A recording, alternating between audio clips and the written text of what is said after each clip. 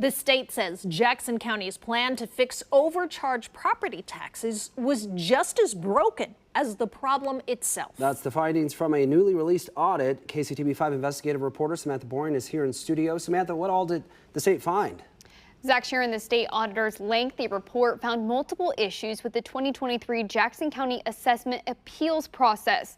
Bottom line, the state auditor says taxpayers had an unfair disadvantage. State auditor Scott Fitzpatrick says these are some of the most striking problems. The Board of Equalization accepted unsupported testimony from the assessment department, but required taxpayers to have documentation for their own claims.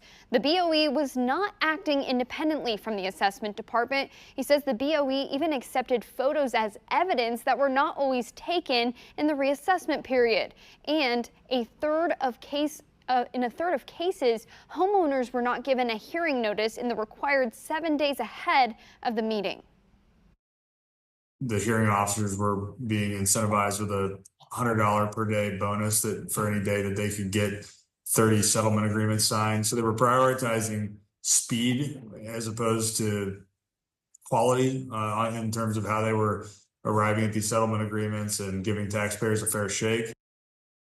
County Executive Phil Laboda sharing with me that the county has been cooperating with this audit since he took office and says they are working to move the county forward. Auditor Fitzpatrick expects a second report to come out late this summer about the actual assessment process and what failures occurred. Live in studio, Samantha Boring, KCTV5 Investigates. Sammy, thank you.